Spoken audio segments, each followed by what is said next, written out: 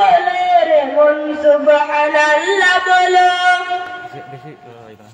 পাহাড় বেয়ে ঝর্ণা নাচে নূরের নূপুর তালে সেই তালেতে বেকুল হয়ে পাখি কণ্ঠ মেলে পাহাড় বেয়ে ঝর্ণা নাচে নূরের নূপুর তালে সেই তালেতে বেকুল হয়ে পাখি কণ্ঠ মেলে মেঘ পাহাড়ের এমন খেলা কেমন করে হলো মেঘ পাহাড়ের এমন খেলা কেমন করে হলো সুবহানাল্লাহ বলো রে মন সুবহানাল্লাহ বলো সুবহানাল্লাহ বলো রে মন সুবহানাল্লাহ বলো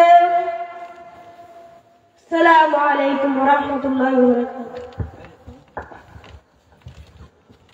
সম্মানিত উপস্থিতি মঞ্চে উপবিষ্ট আছেন হযরত মাওলানা তরিকুল ইসলাম সাহেব খতিব ইসলামপুর জামে মসজিদ মৌলভীবাজার হুজুর আমাদের সামনে উপস্থিত আমরা আশেপাশে ঘোরাফেরা না করে প্যান্ডেলের নিচে চলে আসি হুজুরের মূল্যবান বয়ান হবে আমরা ধৈর্য সহকারে বসে পড়ি এবং আলোচনা শুনতে থাকি আজকে মাহফিল কমিটির পক্ষ থেকে হুজুরকে আমি মূল্যবান বয়ান পেশ করার জন্য সবিনয় অনুরোধ করছি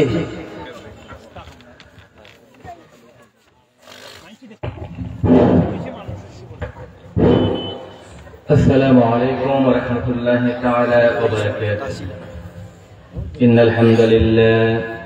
إن الحمد لله نحمده ونستعينه ونستغفره ونؤمن به ونتوكل عليه ونعوذ بالله من شرور أنفسنا ومن سيئات أعمالنا من يهده الله فلا مضل له ومن يضلل فلا هادي له ونشهد أن لا إله إلا الله وحده لا شريك له والذي لا ضد له ولا ند له لا مثل له ولا مثيل له لا وزير له ولا كفيل له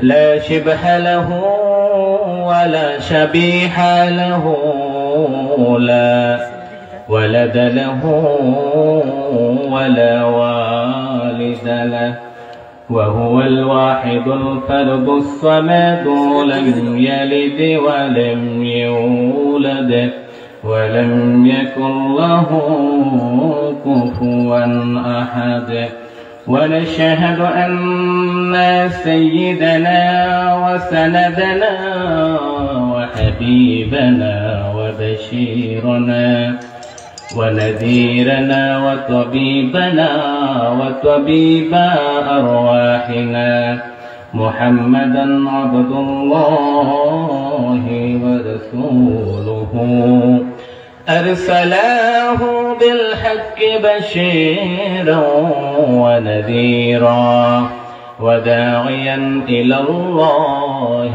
بإذنه وسراجا منيرا أما بعد فقد قال الله تعالى في كلامه المجيد وفي فرقانه الحميد أعوذ بالله من الشيطان الرجيم بسم الله الرحمن الرحيم إن الله وملائكته يصلون على النبي يا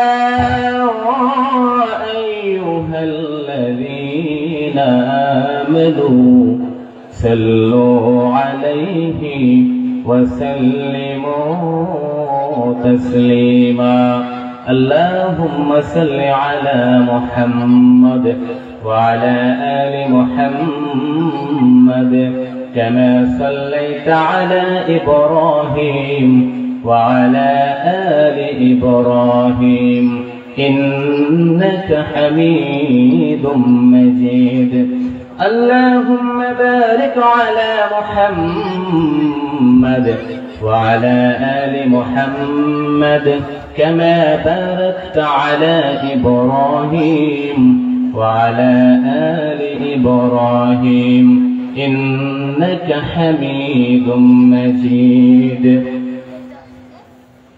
সম্মানিত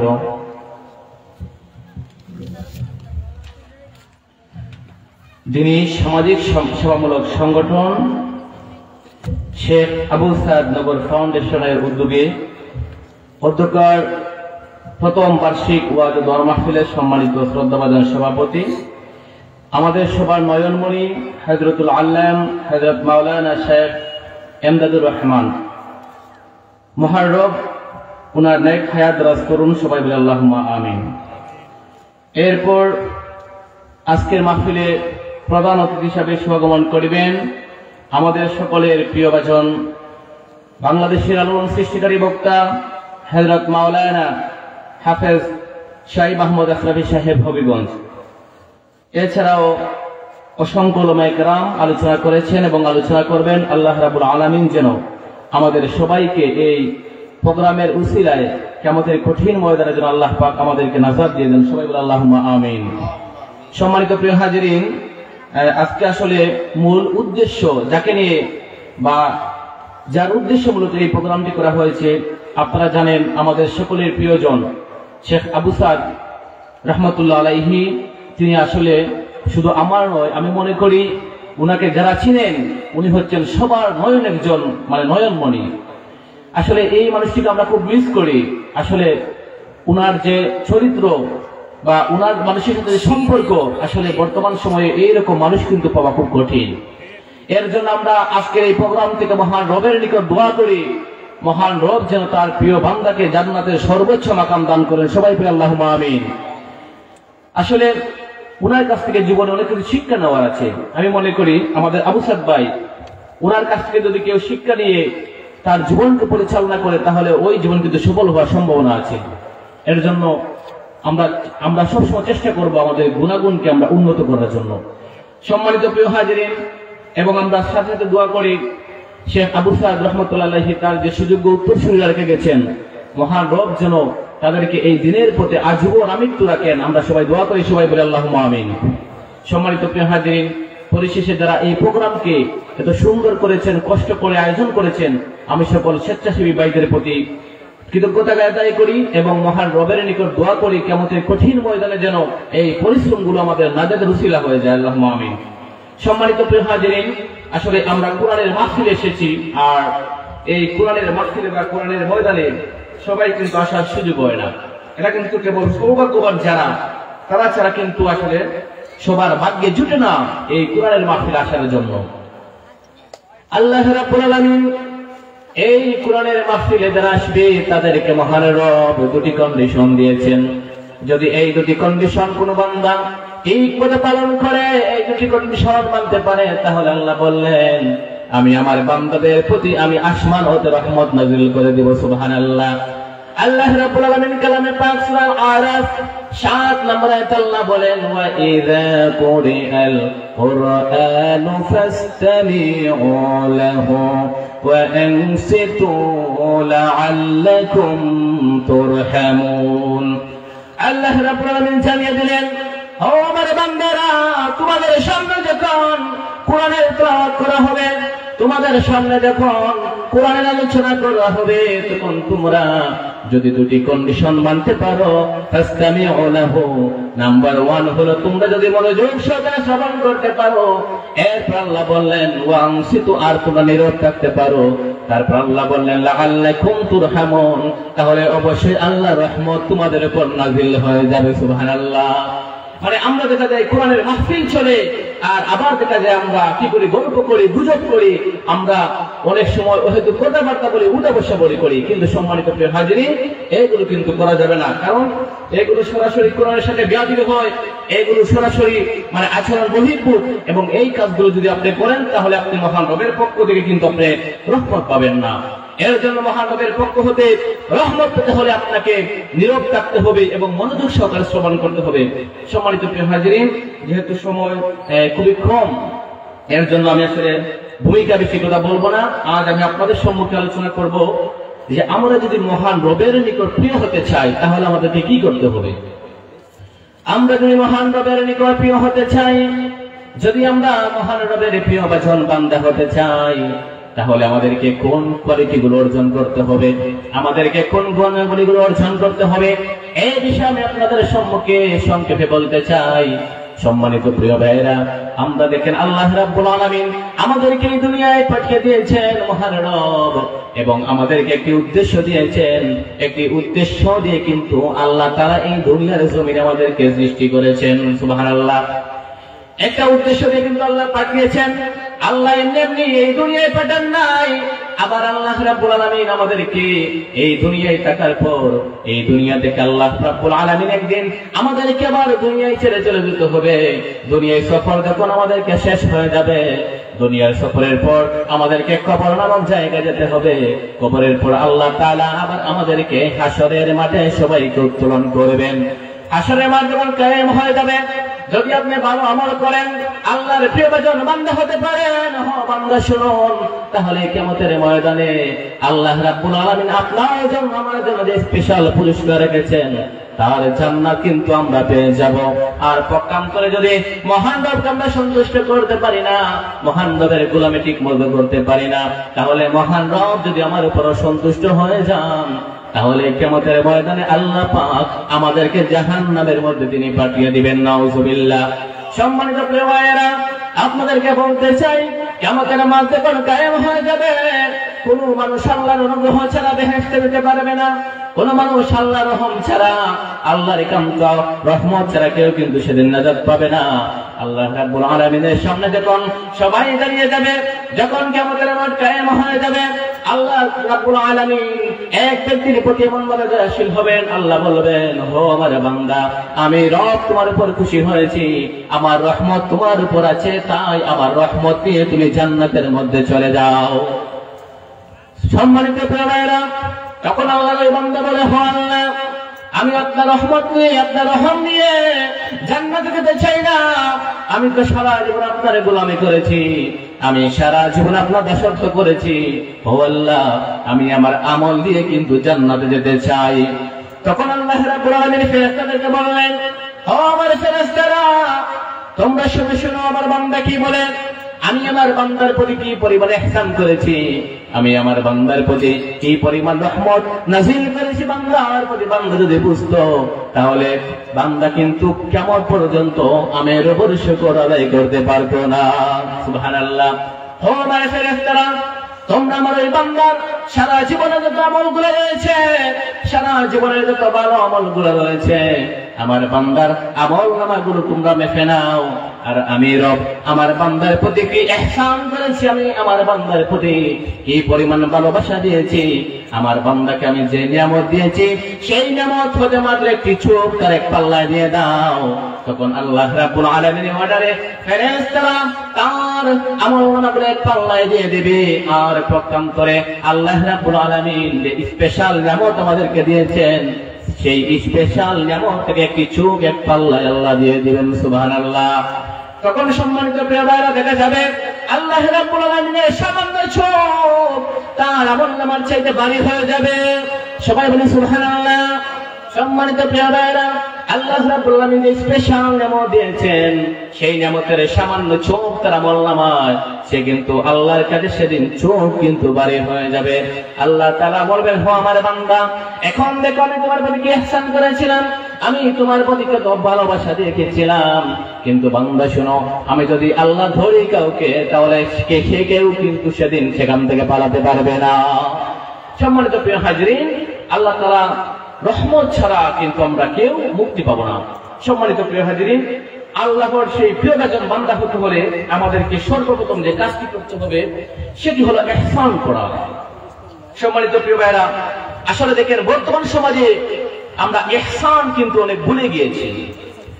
বর্তমান সময়ে মানুষ ইহসানের সাথে সম্পর্ক রাখে না, মানুষ ইহসান চায় না। দেখবেন মানুষ চায় কাকে টকিয়ে কে বড় লোক হতে পারে।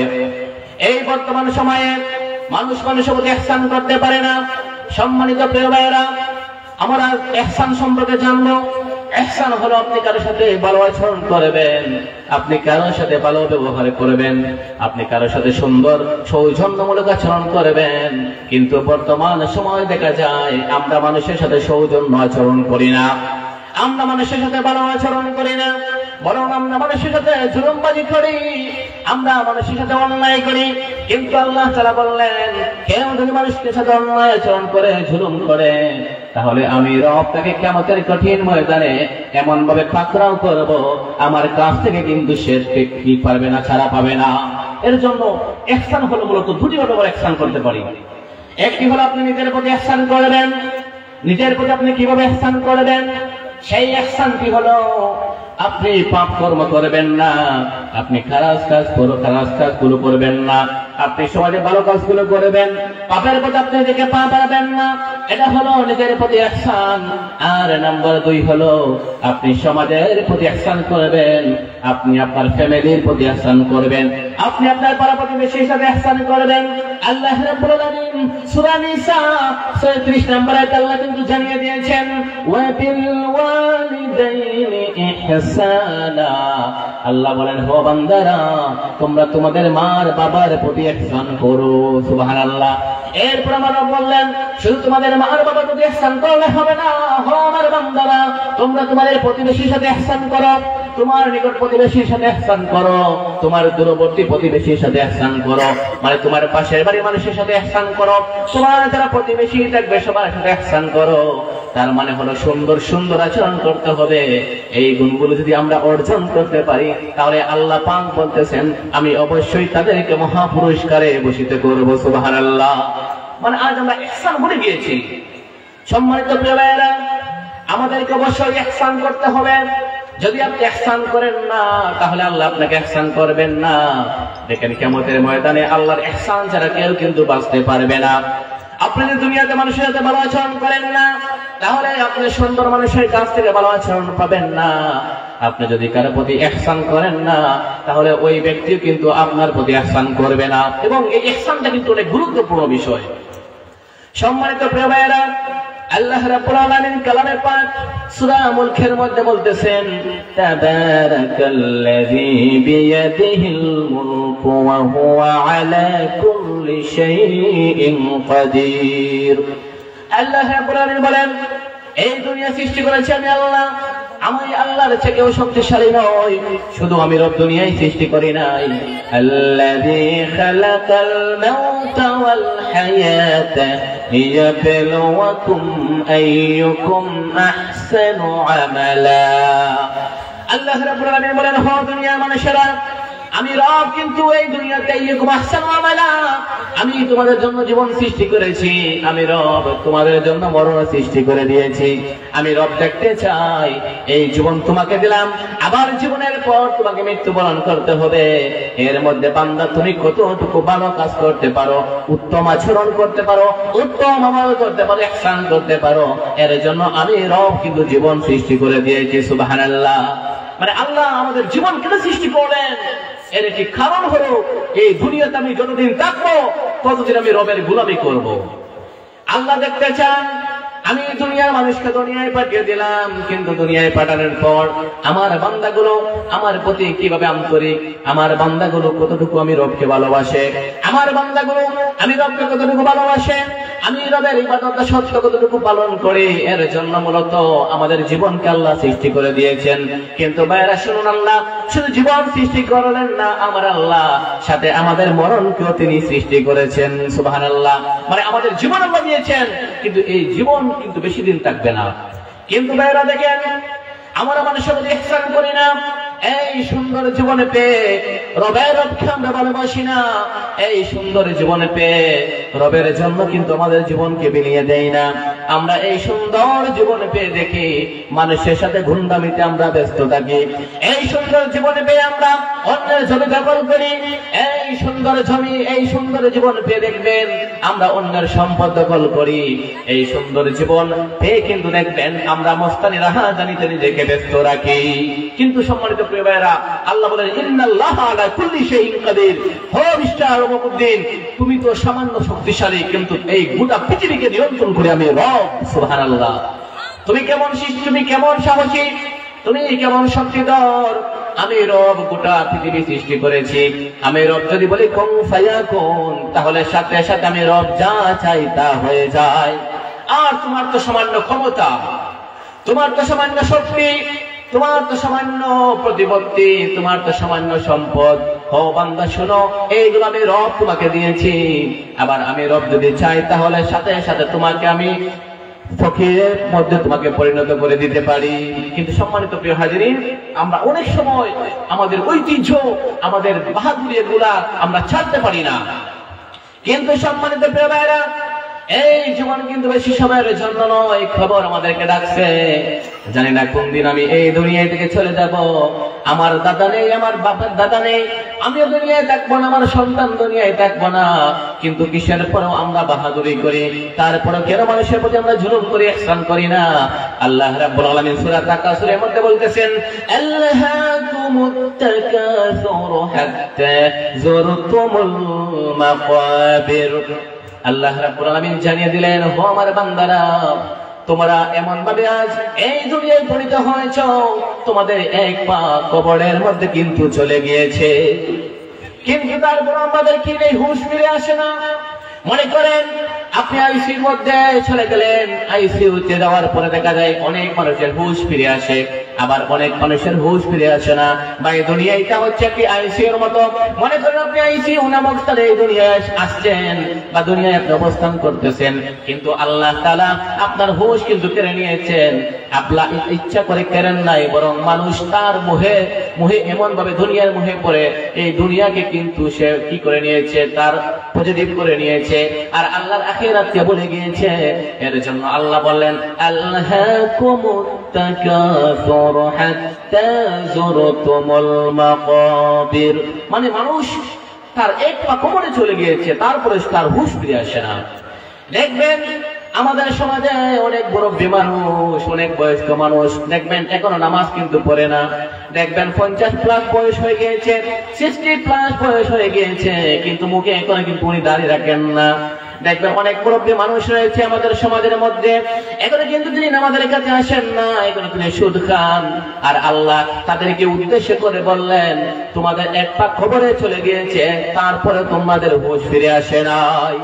মানে আমরা আজ এমন ভাবে আমরা অন্ধের মতো মুহে দুনিয়ায় পড়েছি, আমাদের হুঁশ কিন্তু চলে আসে না, কিন্তু আমাদের পা কবরে চলে গিয়েছে। সম্মানিত প্রিয় হাজিরিন, আমাদের এক পা কবরে চলে গিয়েছে, তারপরে কিন্তু আমরা সুদ ছাড়তে রাজি হই না। আমাদের এক পা কবরে চলে গিয়েছে, তারপরে কিন্তু আমরা জেনার বিচার ছাড়তে রাজি হই না। আমাদের এক পা কবরে চলে গিয়েছে, তারপরে দেখবেন আমি মানুষের প্রতি জুলুম করি, অন্যায় করি, পাপাচার করি। আমার এক পা কবরের মধ্যে চলে গিয়েছে, তারপরেও কিন্তু আমি বাহাদুরিতে মত্ত রয়েছি। আমার এক পা কবরের মধ্যে চলে গিয়েছে, তারপরে দেখবেন আমি বংশের গৌরব করি, আমি ক্ষমতার গৌরব করি, আমি টাকার গৌরব করি, আমি নারীর গৌরব করি। আর যারা এই গৌরব গুলো করবে, আল্লাহ বলতেছেন তোমাদের পা কবরে চলে গিয়েছে, সাবধান হয়ে যাও, ব্রেক করে নাও। যদি কবরে পা চলে যায় আর এমন অবস্থায় আমি রবের কাছে তোমরা চলে আসো, বান্দা শুনো, তাহলে আমি রব তোমাদের কেমন পানিশমেন্ট দেব যা তোমরা জীবনে কিন্তু কল্পনা করতে পারবে না। মানে যদি দুনিয়ার মুহে পড়ে পড়ে আমরা কবরে চলে যাই, তাহলে কিন্তু আমরা আমলনামা 0 নিয়ে যাব। আর যদি আমরা দুনিয়ার মোহকে ত্যাগ করে মহান রবের ভালোবাসায় আমাদের জীবনকে সাজাই, তাহলে দেখবেন আমরা বিশাল আমলনামা নিয়ে কিয়ামতের কঠিন ময়দানে আমরা উঠব। ভাইরা এবং বোনেরা শুনুন, দেখেন এই জীবনটা হচ্ছে দুনিয়া মাতাউন কালিল, সামান্য সময়ের দুনিয়া। এই জীবনটা আমরা এই দুনিয়ার জীবন কিন্তু শীঘ্রই শেষ হয়ে যাবে। দেখেন আমাদের শেখ আবু সাহেব উনি কত ভালো মানুষ ছিলেন, সবার সাথে সুন্দর ব্যবহার করতেন। অনেক মানুষ ওনার কথা শুনলেই কিন্তু চুপ করে পানি চলে আসে। আমরা কিছুদিন পূর্বে আমি আর আমার এক ভাই ওনার খবর জিয়ারত করে এখান থেকে গিয়েছি। উনি এমন এক মানুষ ছিলেন, সবার প্রতি ওনার ভালোবাসা ছিল। উনি এমন এক পার্সন ছিলেন, উনি সবার প্রতি সুন্দর ব্যবহার করতেন। আর আল্লাহ পাক কিন্তু এই সুন্দর ব্যবহারের কারণে দেখেন কিয়ামতের কঠিন ময়দান যখন কায়েম হয়ে যাবে তখন কিন্তু মিজানের পাল্লা ভারী হবে যার উত্তম চরিত্র থাকবে। সুবহানাল্লাহ। কিন্তু দেখেন সম্মানিত প্রিয় ভাইরা, আমরা চরিত্রকে ধ্বংস করে দেই। যার উত্তম চরিত্র হবে, যিনি সবার সাথে ইহসান করতে পারবেন, আল্লাহ তার প্রতি ইহসান করবেন। আর যিনি মানুষের সাথে ইহসান করবেন পারবেন না, আল্লাহ কিন্তু তার প্রতিও তিনি ইহসান করবেন না। এর জন্য নাম্বার 1 হলো আমরা আল্লাহর প্রিয় বান্দা হতে হলে সবার প্রতি ইহসান করতে হবে। এখন দেখেন ইহসানটা কোথায়? আপনার মাতা পিতার প্রতি ইহসান করতে হবে, তা কিন্তু আল্লাহ জানিয়ে দিয়েছেন। এখন দেখেন আমাদের সমাজের বাস্তবতা হলো আমাদের ঘরে মা আছেন, আমাদের ঘরে বাবা আছেন, কিন্তু আমাদের মার বাবার কিন্তু ঠিক মতো সেবা করি না, আমাদের মার বাবার খেদমত ঠিক মতো করি না। দেখবেন অনেক সময় আমাদের সন্তানেরা, আমাদের মা বাবা কষ্ট করে বিসিএস ক্যাডার সন্তানকে বানায়, আমাদের মা বাবা সন্তানকে বিসিএস ক্যাডার বানায়, ডক্টর বানায়, ইঞ্জিনিয়ার বানায়, দেখবেন বড় বড় অফিসার আমাদের মা বাবা বানায়। কিন্তু সন্তান যখন বড় অফিসার হয়ে যায়, অফিসার হওয়ার পর যখন বিয়ে করার পর দেখবেন ওই সন্তানের বউ মাকে সহ্য করতে পারে না, ওই সন্তানের বউ তার বাবাকে সহ্য করতে পারে না। বর্তমান সময়ে বৃদ্ধাশ্রম নামক ভাইরাস বের হয়েছে। এই বৃদ্ধাশ্রম নামক ভাইরাসে আমাদের মা বাবাকে ওরা কি করে দেয়? নিক্ষেপ করে দেয়। এই সন্তানরা কিন্তু দুনিয়ায় ধ্বংস করে দিল তারা। আমার আল্লাহ তাদেরকে দুনিয়ায় কিন্তু আযাব দেবেন। আমার আল্লাহ শুধু দুনিয়ায় আযাব দেবেন না, ওদেরকে পরকালে আমার রব আরো বেশি তিনি শাস্তির সম্মুখীন করবেন। এর জন্য আমাদের প্রথমত মার বাবার প্রতি ইহসান করতে হবে। নাম্বার 2 হলো দেখেন আমাদের আত্মীয়স্বজন যারা আছে, আমাদের ব্লাড রিলেটেড, অনেক সময় আমরা আত্মীয়স্বজনের প্রতি সুন্দর ব্যবহার করি না। দেখবেন আমার চাচাতো ভাইয়ের জমি আমি দখল করে নেই, আমার চাচাতো বোনের জমি দখল করে নেই। এরা কিন্তু এতিম সন্তান, মা নেই বাবা নেই, কিন্তু এই জুলুম করি। কিন্তু শুনুন, যারা এই জুলমাতের সাথে সংযুক্ত হবে আল্লাহ পাক তাদেরকে অবশ্যই কিয়ামতের দিন অন্ধকারের মধ্যে নিক্ষেপ করে দেবেন। মানে আমরা আমাদের চাচাতো বোন চাচাতো ভাইয়ের জমি জোর করে দখল করে নেই, এটা কিন্তু আপনি ইহসান করলেন না। আল্লাহ বলতেছেন যারা মানুষের প্রতি ইহসান করবে আমি রব তাদের প্রতি ইহসান করব, আর যারা মানুষের প্রতি ইহসান করবে না আমি রব তাদের প্রতি ইহসান করব না। এর জন্য আমাদেরকে ইহসান পেতে হলে সর্বপ্রথম মানুষের প্রতি ইহসান করতে হবে। এরপর বাইরে শুনুন, আমাদের আত্মীয়স্বজন গেল। এখন দেখেন আমার পাশের বাড়ির অনাত্য কিন্তু আমাদের অনেক সময় মানুষ থাকে, আমাদের আত্মীয় লাগে না, আমাদের প্রতিবেশী অনাত্মীয় কুটুম হয় না, তাদের প্রতি আমি ইহসান করতে হবে। এরপর দেখেন আমার আত্মীয় আবার কুটুম রয়েছে, মনে করে আমার ফুফু বিয়ে দিয়েছেন, আপনার চাচাকে বিয়ে করেছেন পাশের বাড়ি, এরা কিন্তু আপনার আত্মীয় কুটুম লাগে। এদের প্রতি আপনার সুন্দর ব্যবহার করতে হবে, এদের সাথে আপনি সুন্দর আচরণ করতে হবে, তাদেরকে ভুলে গেলে হবে না। এরপর আল্লাহ রাব্বুল আলামিন বললেন তোমার যারা হিন্দু প্রতিবেশী থাকবে তাদের সাথেও তুমি সুন্দর আচরণ করো, ইহসান করো। সুবহানাল্লাহ। মানে ইসলাম হচ্ছে কোড অফ কমপ্লিট লাইফ। ইসলাম হচ্ছে কি পরিপূর্ণ জীবন ব্যবস্থার নাম। সুবহানাল্লাহ। মানে ইসলামে দেখবেন হিন্দুকে ইসলাম বা মুসলমানকে ইসলাম জবাবে সমান চোখে দেখে হিন্দু মুসলিম উভয়কে কারো প্রতি কোনো জুলুম করে না। সম্মানিত প্রিয় ভাইরা, এর জন্য আমাদেরকে ইহসান করতে হবে। একটি ঘটনা আমাদের সাথে মনে পড়ে গেল। খলিফাতুল মুসলিমিন হযরত ওমর রাদিয়াল্লাহু তাআলা আনহু যখন তিনি শাসনামলে ছিলেন, তখন তিনি এক সাহাবীর বাড়িতে গেলেন, গিয়ে দেখলেন ওই ধনী সাহাবীর বাড়িতে কাজের লোক রয়েছে। এই কাজের লোককে তারা পাশে বসিয়ে তারা ভালো ভালো জিনিসগুলো হাল করতেছে। তখন হযরত ওমর রাদিয়াল্লাহু তাআলা আনহু বললেন, ও সাহাবী, আল্লাহর নবীর সাহাবী, তুমি শুনো, তুমি এই ঘরের মালিক আর তোমার পাশে চাকরকে রেখে তুমি ভালো জিনিসগুলো খাচ্ছ, এটা কিন্তু আল্লাহ তোমার জন্য হারাম ঘোষণা করে দিয়েছেন, তাই সাবধান হয়ে যাও। আর চাকরগুলোকেও তোমার সাথে তুমি খাবারে আপ্যায়ন করো। সুবহানাল্লাহ। কিন্তু আমাদের সমাজে দেখবেন আমরা চাকরকে দাঁড় করিয়ে দেখি আউট এরিয়ায়। দেখবেন আমাদের সমাজে অনেক মানুষ আছে, ধনী মানুষগুলো যখন আমরা মার্কেটে যাই কিংবা কারো বাড়িতে বেড়াতে যাই, চাকরকে সাথে নেই ব্যাগ টানার জন্য, চাকরকে সাথে নেই সেবা দেওয়ার জন্য, কিন্তু চাকরকে তার সাথে ভালো জিনিসগুলো খাওয়ায় না। চাকরকে তার সাথে ভালো জিনিসগুলো আপ্যায়ন করে না। আল্লাহ বললেন যারা এরকম কাজ করবে আল্লাহ তাদেরকে অবশ্যই জাহান্নামের মধ্যে নিক্ষেপ করে দিবেন। এর জন্য আমাদেরকে ইহসান করতে হবে এই জিনিসগুলোর প্রতি। সম্মানিত প্রিয় হাজির, সময় শর্ট। এরপর দেখবেন আদল, ন্যায় বিচার। আমাদের সমাজে দেখবেন ন্যায় বিচার বলতে কোন নেই, ন্যায় বিচার উঠে গিয়েছে। আর এই ন্যায় বিচারের কারণে দেখবেন একটি পরিবার ধ্বংস, একটি সমাজ ধ্বংস হয়ে যায়। মানে আমাদের সমাজে কোন ন্যায় বিচার বললেও নেই। অনেক সময় মানুষ সত্য কথা বললে মাইন্ড করে রাগ করে। ভাই শুনুন, আল্লাহ পাক এই কোরআনকে নাযিল করেছেন সত্য সহকারে। এই কোরআনে কোনো মিথ্যার কোনো জিনিস নেই। আল্লাহ বলেন যালিকাল কিতাবু লা রাইবা ফীহি, এটা হচ্ছে নির্ভুল একটি কিতাব। সুবহানাল্লাহ। বরং এই কিতাবকে আল্লাহ এমন ভাবে সৃষ্টি করে দিয়েছেন আমাদের মধ্যে, এই কিতাবটা হচ্ছে আমাদের জীবনের একটি মানে প্রেসক্রিপশন। আপনি যে কোনো জিনিস এই কোরআনের মধ্যে খুঁজুন, সাথে সাথে সমাধান পেয়ে যাবেন। কিন্তু যদি আপনি কোরআনের কাছে আসতে চান না, কোরআনের কাছে আসেন না, তাহলে কিন্তু আপনি সমাধান পাবেন না। যদি কেউ কোরআনের কাছে আসে আল্লাহ তার জীবন উজ্জ্বল করে দেবেন।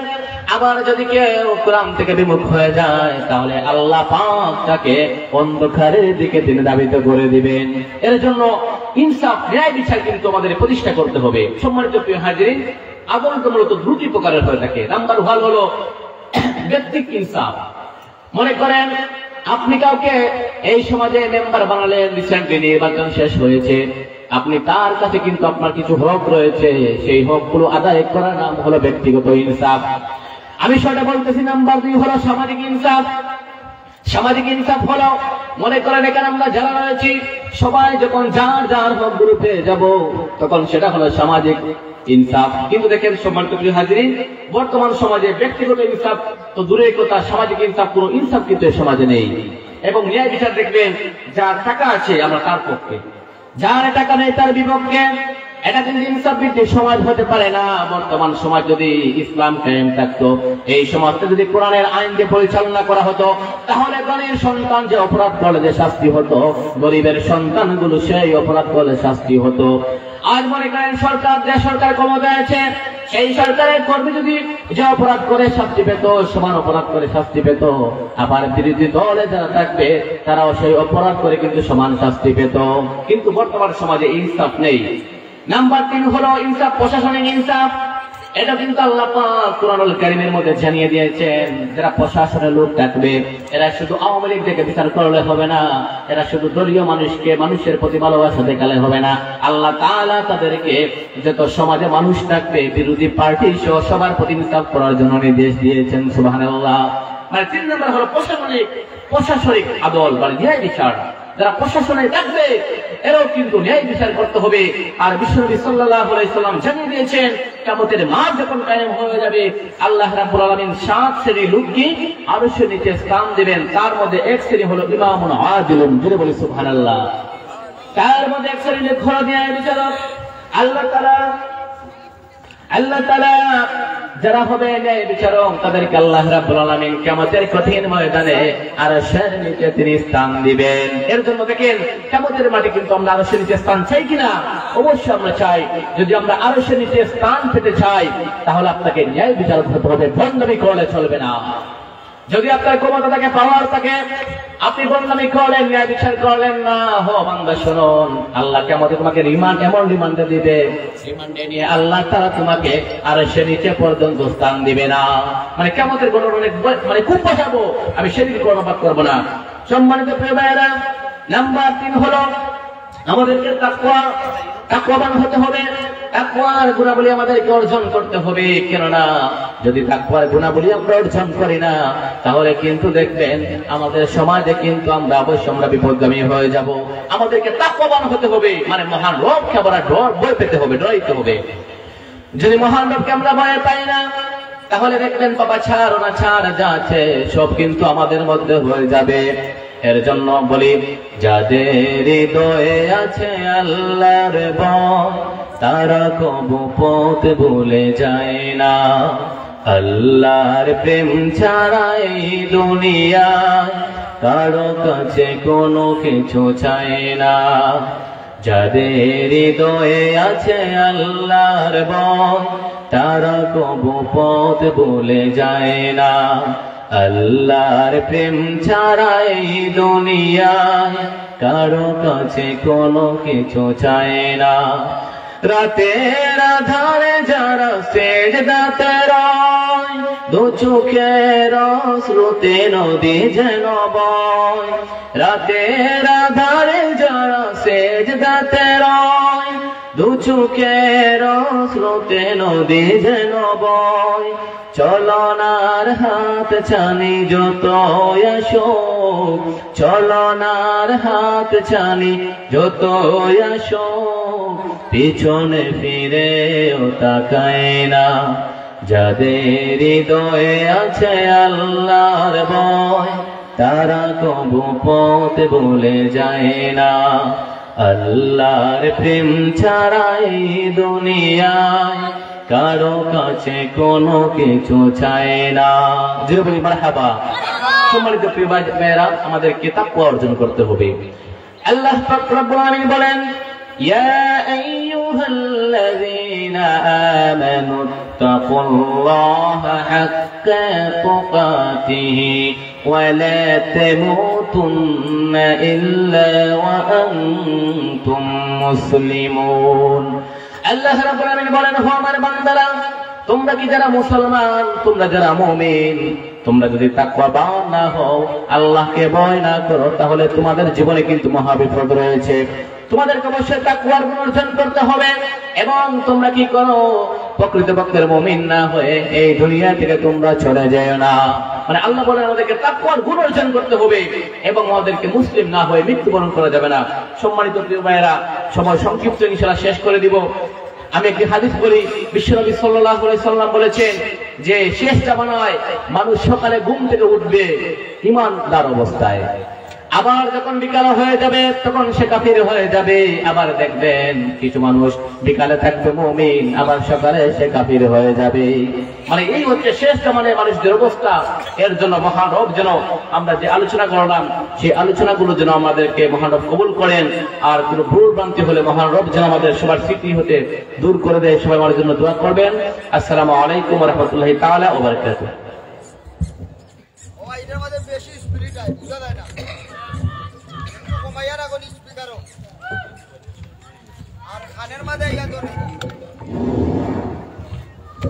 সম্মানিত উপস্থিতি,